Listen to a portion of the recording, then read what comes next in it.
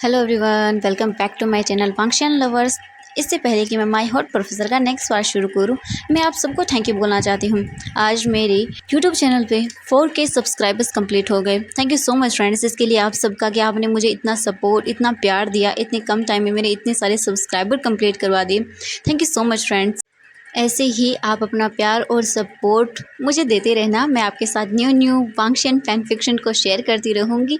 Thank you so much once again. और एक चीज़ के लिए I am really sorry everyone कि मैं हमेशा वैन किंग और म्यान में कंफ्यूज हो जाती हूँ। इसके अलावा मैंने एक और बहुत बड़ी मिस्टेक कर दी। मुझे आज ही अपनी मिस्टेक का रियलाइज़ हुआ जब मुझे किसी ने कमेंट किया कि म्यान ने पहले वीजिंग को वो प्रपोज़ किया था और म्यान वांगजी से शादी करने जा रही है। तो आई एम रियली सॉरी एवरीवन, मैं इस चीज़ की आपसे सच में माफ़ी मांगना चाहती हूँ। मेरे माइंड से ये बिल्कुल ही निकल गया था। आज जब मैंने फिर से पूरी स्टोरी को रीड किया तब मुझे पता चला कि मैंने कितनी बड़ी गलती कर दी है। आई एम रियली सॉरी एवरीवन। मेरी इस गलती के लिए प्लीज़ मुझे माफ़ कर देना। और जिसने भी कमेंट किया उन्हें थैंक यू सो मच कि आपने मुझे मेरी गलती का रियलाइज़ करवाया कि मैं कितनी बड़ी गलती कर रही थी। तो मैं आपका कंफ्यूज क्लियर कर देती हूँ। जिसने वीइंग को प्रपोज किया उनका नाम मिमी था और वांगजी की जिसके साथ एंगेजमेंट हुई थी उनका नाम म्यान। ओके, प्लीज मुझे माफ कर देना इस गलती के लिए। तो चलिए माय हॉट प्रोफेसर का हम नेक्स्ट पार्ट शुरू करते हैं। तो इसी पहले वाले पार्ट में हमने देखा था वांगजी ने वीजिंग से बात करने की कोशिश की लेकिन वीजिंग उसे मना कर देता है। लैन चिरन भी वांगजी पर बहुत गुस्सा हुआ और वहाँ दूसरी तरफ वीजिंग को अच्छा फील कराने के लिए, उसके मूड को थोड़ा चीयर अप करने के लिए वो उसे लेकर क्लब चले गए थे। वीजिंग क्लब में बैठा हुआ था लेकिन उसका किसी चीज़ पर कोई ध्यान नहीं था क्योंकि उसे कुछ भी अच्छा नहीं लग रहा था। और वहीं दूसरी तरफ जियांग चैंग और नी हुसैन दोनों ही ड्रिंक कर रहे थे। जब जियांग चैंग ये देखता है कि वीजिंग बिल्कुल भी इंजॉय कर नहीं कर रहा है तो वो एक ड्रिंक लेता है और वीजिंग को दे देता है। इसके बाद वीजिंग भी काफ़ी ज़्यादा ड्रिंक कर लेता है। ड्रिंक करते हुए वीजिंग की नज़रें अचानक से वहाँ डांस फ्लोर पर जाती है। वीजिंग जैसे ही डांस फ्लोर की ओर देखता है तो उसकी आंखें बड़ी बड़ी हो जाती हैं क्योंकि वीजिंग ने अपने सामने म्यान को देखा जो किसी बॉय के साथ वहाँ पर डांस कर रही थी और वो बहुत ही ज़्यादा क्लोज होकर उससे डांस कर रही थी। वीजिंग जब ये देखता है तो उसे बहुत शौक लगता है कि ये यहाँ क्या कर रही है।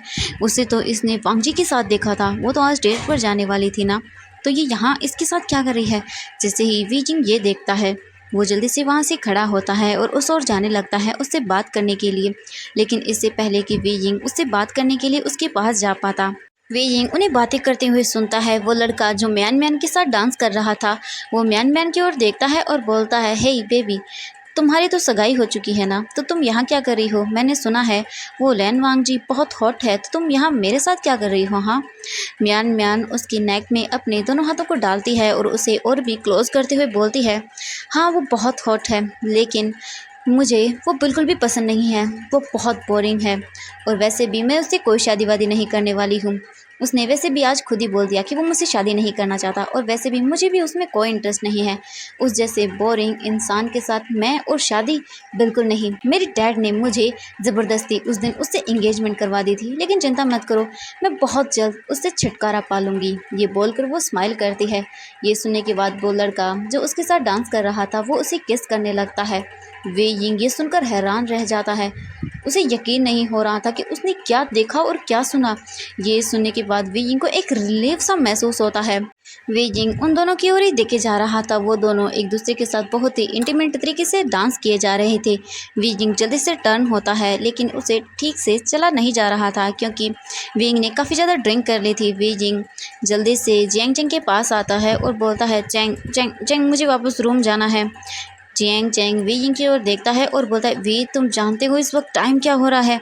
इस वक्त 10 बजने वाले हैं और इस वक्त हमारा यूनिवर्सिटी का कैंपस भी बंद हो गया होगा, वो हमें अंदर नहीं आने देंगे। वीजिंग बोलता है, नहीं मुझे जाना है, मैं यूनिवर्सिटी नहीं जा रहा हूँ। नी हुसैन वीइंग की ओर देखता है और बोलता है, वी ब्रदर आपको कहीं जाने की ज़रूरत नहीं है, यहाँ पास में ही मेरे पापा का एक अच्छा अपार्टमेंट है, हम वहीं चलेंगे, हम आज वहीं रुक जाएंगे क्योंकि हम बहुत ड्रंक हैं और इस हालत में अगर हमें वहाँ कोई देखेगा तो ये बिल्कुल भी अच्छा नहीं है। वी ब्रदर प्लीज़ आप मेरे साथ चलिए मेरे फादर के अपार्टमेंट में।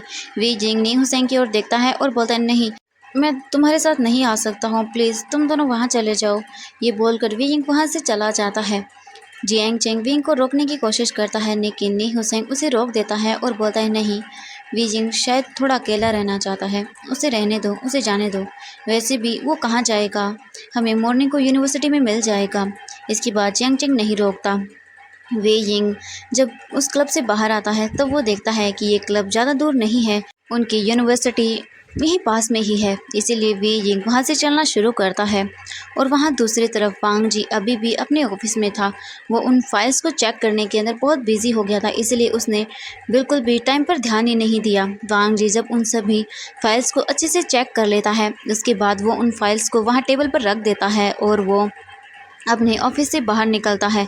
फिर जाकर वो अपने टाइम को चेक करता है तो इस वक्त 11 बज रहे थे। तभी वांग जी का ध्यान बाहर जाता है। वांग जी देखता है कि बहुत तेज बारिश हो रही थी। वांग जी जल्दी से अपने ऑफिस से निकलता है और वो जाकर पार्किंग से अपनी कार को निकालता है और उसे स्टार्ट करने की कोशिश करता है, लेकिन वांग जी की कार बिल्कुल भी स्टार्ट नहीं हो रही थी। वांग जी देखता है कि बारिश की वजह से हो सकता है उसकी कार ख़राब हो गई हो। इसके बाद वांग जी जल्दी से कार से बाहर निकलता है। वो अपने फाइल्स को वहीं अंदर रख देता है और गाड़ी को अच्छे से लॉक कर देता है।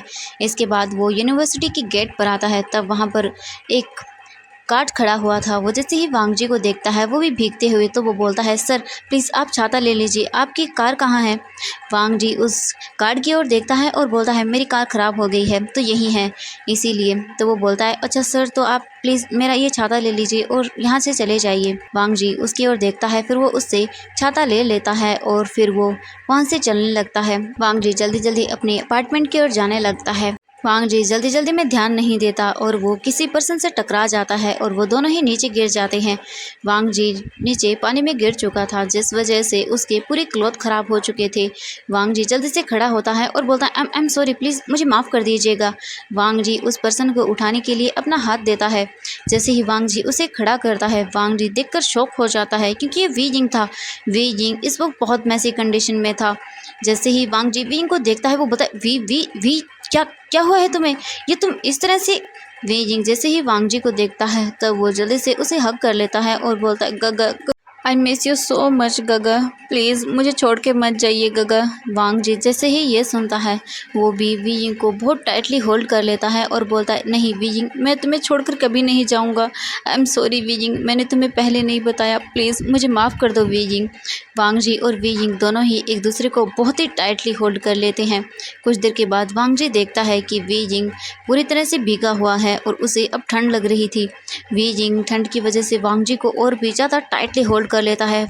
जैसे ही वी यिंग वांग जी को और भी टाइटली होल्ड करने लगता है, अचानक से वांग जी की हार्ट बीट बढ़ जाती है, क्योंकि वी यिंग ने उसे बहुत ही टाइटली होल्ड किया था। वांग जी वी यिंग को खुद से धीरे धीरे दूर करता है और बोलता है, वी यिंग प्लीज़ मेरी तरफ देखो। लेकिन वी यिंग इस वक्त पूरी तरह से काँप रहा था और जैसे ही वो वांग जी को टच कर रहा था, उसे बहुत वार्म फील हो रहा था, इसीलिए वो वांग जी को बार बार पकड़ रहा था। वांग जी जब वी यिंग की ओर देखता है तो वो देखता ही रह जाता है। बारिश में भीगने की वजह से वी यिंग की पूरी बॉडी वांग जी को विजिबल हो रही थी। वी यिंग के एक एक एब्स, एक एक बॉडी का कर्व्स वांग जी को साफ साफ दिखाई दे रहा था। इस वक्त वी यिंग बहुत सेक्सी लग रहा था। वांग जी जब ये देखता है तो वांग जी अपने आप को बिल्कुल भी कंट्रोल नहीं कर पा रहा था, लेकिन इस वक्त वांग जी देख सकता था कि वी यिंग कितना ड्रंक है। वो ठीक से खड़ा भी नहीं हो पा रहा था। वांग जी वी यिंग को होल्ड करता है और बोलता है, वी यिंग प्लीज़ सही से खड़े हो जाओ। लेकिन वी यिंग इस वक्त पूरी तरह से ड्रंक था, उसे कुछ भी समझ नहीं आ रहा था। वो बस वांग जी के फेस को ही देखे जा रहा था कब से। वांग जी के फेस को देखने के बाद वी यिंग अपने आप पर बिल्कुल भी कंट्रोल नहीं कर पाता, क्योंकि बारिश की बूंदों ने वांग जी के फेस को पूरी तरह से भिगा दिया था और उस बारिश की बूंदों में वे यिंग वांग जी को देख रहा था तो उसे वो बहुत हॉट लग रहा था। बारिश में भीगने की वजह से वांग जी के लिप्स बहुत रेड हो चुके थे और उन पर बारिश की बूंदें वी यिंग को और भी पागल कर रही थी। वी यिंग सीधा वांग जी के नेक को पकड़ता है और उसे किस करने लगता है। वांग जी जब ये देखता है तब वो शॉक हो जाता है, लेकिन उसके लिप्स पर जब वी यिंग के लिप्स फील होते हैं तब वो भी वी यिंग के साथ उस किस में बिल्कुल मेल्ट हो जाता है। वो दोनों बारिश में इस तरह से एक दूसरे को किस कर रहे थे जैसे इसके बाद लाइफ ही नहीं है। वांग जी वी यिंग को बहुत ही हार्डली और बहुत अग्रेसिवली किस करते जा रहा था। वांग जी वी यिंग के लिप्स को अपने लिप्स में ले लेता है और उन्हें बहुत ही ज़्यादा अग्रेसिवली अपने लिप्स से क्रैश करने लगता है। वांग जी अपने टीथ का इस्तेमाल करता है और वो वी यिंग की लिप्स को चबाने लगता है, जिससे वी यिंग बहुत ही हॉट फील करने लगता है। वांग जी जल्दी से वी यिंग को अपनी लैब में कैरी कर लेता है और वो 1 सेकंड के लिए भी वी यिंग से दूर नहीं होता। वांग जी वी यिंग को इसी तरह से अपने आर्म्स में होल्ड करते हुए ही अपने अपार्टमेंट तक ले आता है। वो जल्दी से लिफ्ट को ओपन करता है और वो वी यिंग को और भी टाइटली होल्ड कर लेता है। वी यिंग वांग जी के नेक पर किस किए जा रहा था। वांग जी अब बिल्कुल खो चुका था, वो कुछ भी नहीं सोचना चाहता था और ना ही वी यिंग। वी यिंग तो बस वांग जी के नेक पर उसे सॉफ्टली किस किए जा रहा था। वी यिंग के ये सॉफ्ट किसेस वांग जी को और भी ज़्यादा अग्रेसिव बना रहे थे, उसके अंदर और भी डिज़ायर्स को पैदा कर रहे थे।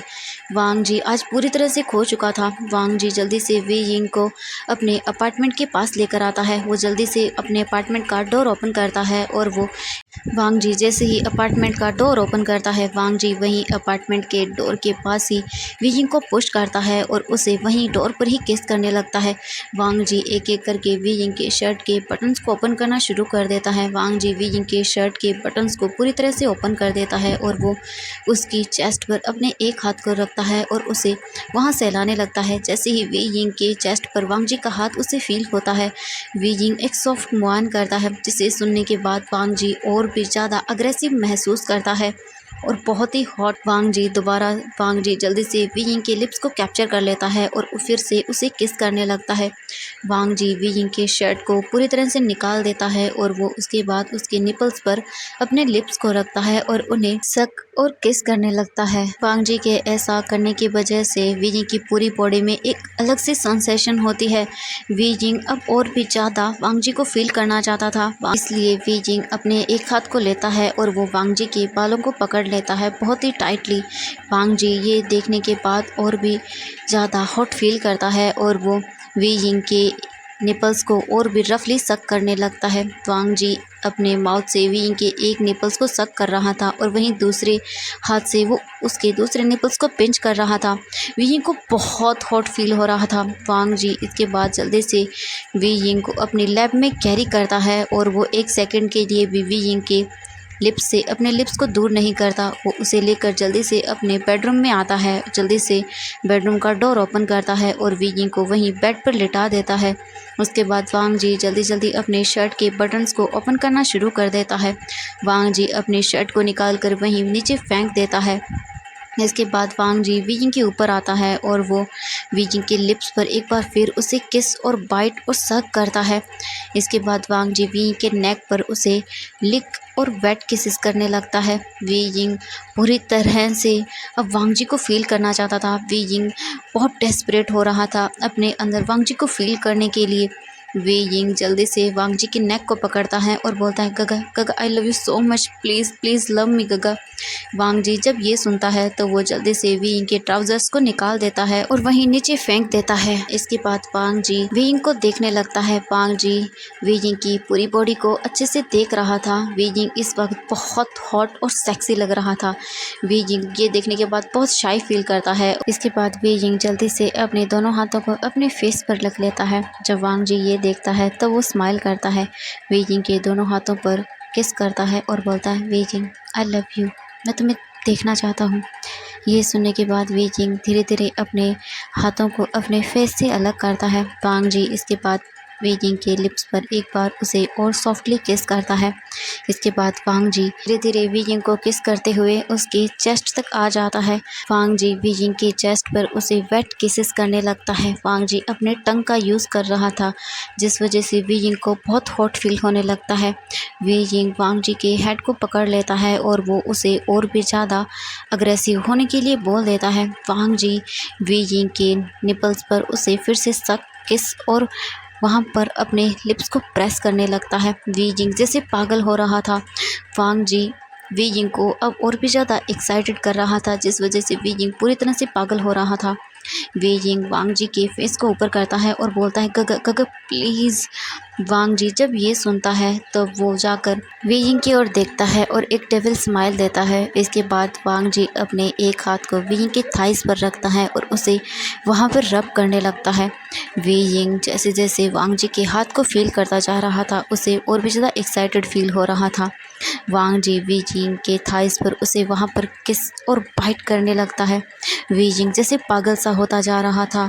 वे यिंग अपने आप को बिल्कुल भी कंट्रोल नहीं कर पा रहा था। वे यिंग वांग जी की ओर देखता है और वो वांग जी के फेस को पकड़ता है और उसके लिप्स पर उसे फिर से किस करता है। वांग जी एक बार फिर वी यिंग को एक हंगरी और एक वेट किस करता है।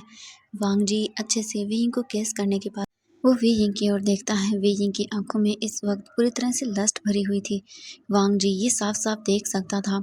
इसके बाद वांग जी अपने एक हाथ को वी यिंग की थाइस के बीच में रखता है और उसकी लेग्स को सेपरेट कर देता है। इसके बाद वांग जी वहाँ पर अपने माउथ का यूज़ करता है।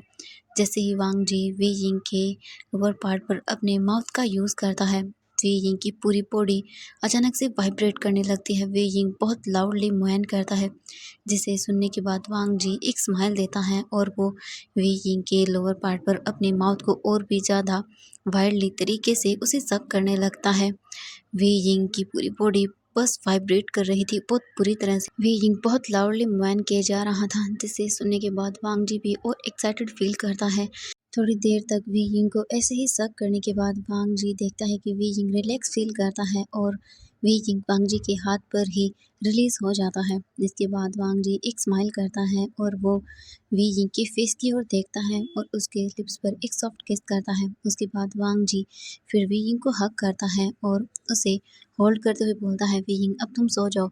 ये सुनने के बाद वी यिंग अपने माउथ को बहुत बुरी तरह से बना लेता है और वांग जी की ओर बहुत ही ज़्यादा हंग्री और एकदम पपी आइज़ से देखने लगता है। वांग जी जब ये देखता है तब वो वी यिंग की ओर देखता है और बोलता है, वी यिंग अभी तुम ड्रंक हो। जब मॉर्निंग को तुम उठोगे और अपनी हालत देखोगे तो आई होप कि तुम गुस्सा न करो, इसीलिए बस तुम सो जाओ। लेकिन वे यिंग वांग जी के पूरी तरह से ऊपर आ जाता है और बोलता है, नहीं, मैं रिग्रेट नहीं करूँगा। ये बोलकर वे यिंग वांग जी के लिप्स पर किस करता है और उसके बाद वे यिंग अपने एक हाथ को वांग जी के ट्राउजर्स की ओर ले जाने लगता है और उसे वहां टच करने लगता है। जैसे ही वांग जी वी यिंग के हाथ को वहां पर फील करता है, वांग जी एक लाउड मुआयन करता है। इसके बाद वांग जी अपने फेस को वी यिंग की ओर करता है और उसे देखने लगता है।